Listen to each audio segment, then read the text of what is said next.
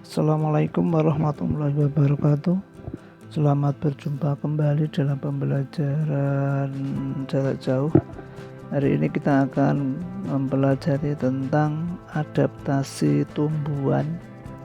Ini merupakan muatan pelajaran ilmu pengetahuan tema 2, materi kelas 6, semester 1. KD 3.3 menganalisis cara makhluk hidup menyesuaikan diri dengan lingkungannya. Adaptasi tumbuhan. Adaptasi merupakan cara makhluk hidup mengatasi tekanan lingkungan sekitarnya untuk bertahan hidup.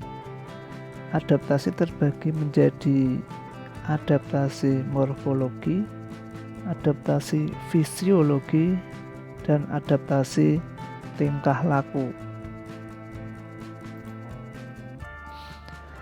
Adaptasi morfologi adalah penyesuaian bentuk tubuh dan struktur tubuh luar makhluk hidup atau alat-alat tubuh makhluk hidup terhadap lingkungannya. Contohnya bunga teratai. Batang dan akar teratai memiliki rongga-rongga udara. Daun lebar dan tipis.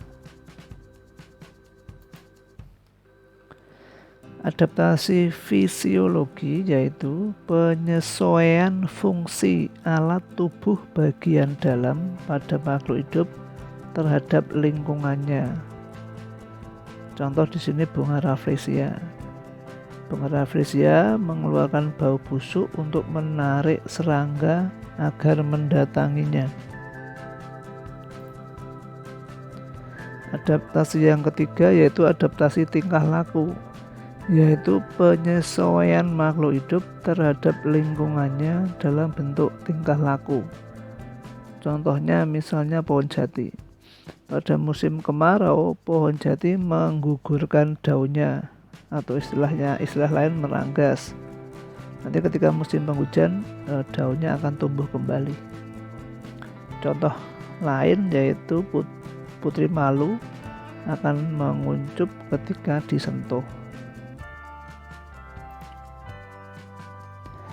Berdasarkan habitatnya, tumbuhan dibagi menjadi 1. Hidrofit, yaitu tumbuhan yang sebagian tubuhnya ada di permukaan air, atau dapat juga dikatakan bahwa hidrofit adalah jenis tumbuhan yang mampu bertahan hidup atau menyesuaikan diri dengan lingkungan perairan. Contohnya adalah enceng gondok, kangkung, teratai, dan tumbuhan bakau. Yang kedua, higrofit, yaitu tumbuhan yang hidup di daerah yang lembab atau tumbuhan yang mampu bertahan hidup atau menyesuaikan diri pada daerah yang lembab. Contohnya paku-pakuan, kemunting, lumut, daun ungu, dan pakis.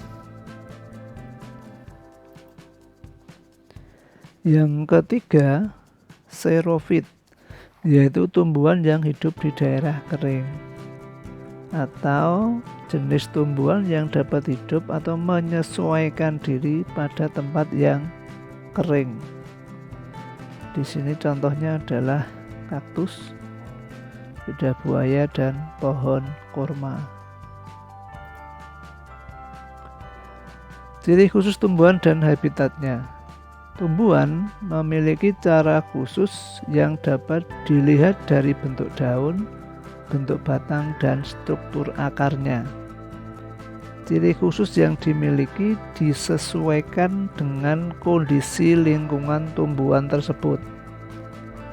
Contoh lingkungan tersebut antara lain lingkungan kering, berkadar garam tinggi, berair, lembab, dan kekurangan nitrogen. Dengan penyesuaian diri, tumbuhan dapat bertahan hidup. Berikut contoh tumbuhan beserta cara penyesuaian diri terhadap lingkungannya. Yang pertama, teratai. Ciri khususnya mempunyai daun yang lebar dan tipis. Ini fungsinya untuk memperlancar penguapan. Batang berongga berisi udara. Ini fungsinya untuk menyalurkan oksigen ke akar. Yang kedua, kaktus. Ciri khususnya mempunyai daun berbentuk duri untuk mengurangi penguapan. Memiliki batang seperti spons, fungsinya untuk menyimpan cadangan air. Memiliki batang yang dilapisi lilin, fungsinya untuk mengurangi penguapan. Akar yang panjang, fungsinya untuk memperbanyak penyerapan air pada jarak yang jauh. Yang ketiga, kantong semar. Kantong semar ini memiliki ciri khusus daun berbentuk piala atau mirip kantung. Ini fungsinya untuk memerangkap serangga.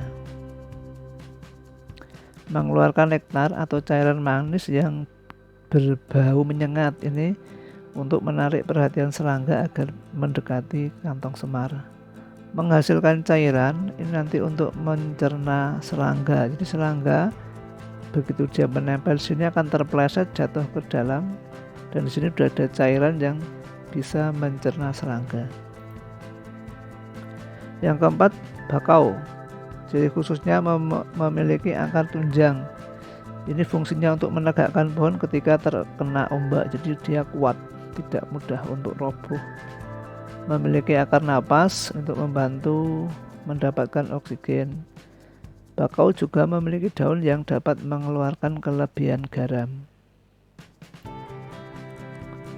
Berikut beberapa contoh tumbuhan beserta cara penyesuaian terhadap lingkungan dan melindungi diri. Venus flytrap.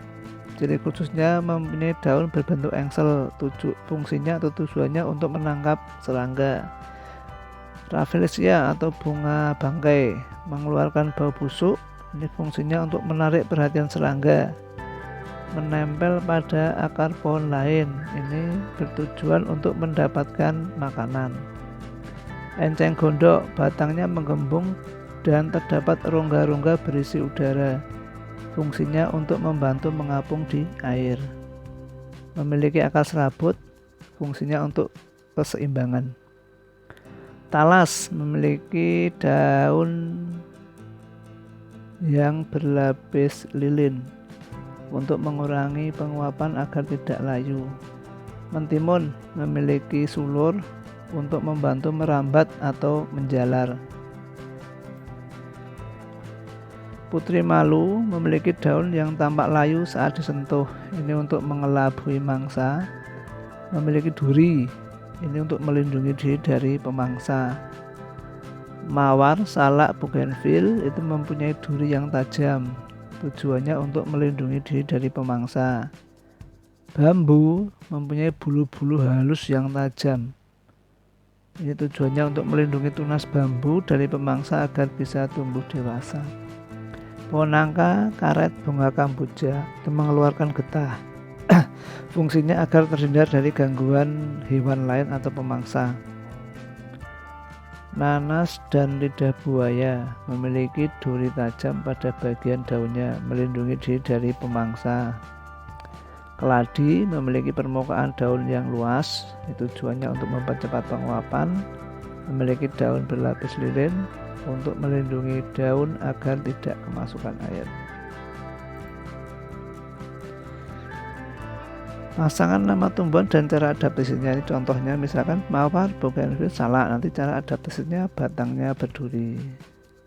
Padi dan jagung, cara adaptasinya menggulungkan daun pada saat musim kemarau, terutama pada siang hari. Kantung semar dan Venus mengeluarkan enzim untuk mencerna nitrogen dari serangga. Jati, ketapang, maoni, dan lantoro ini daunnya meranggas pada saat musim kemarau.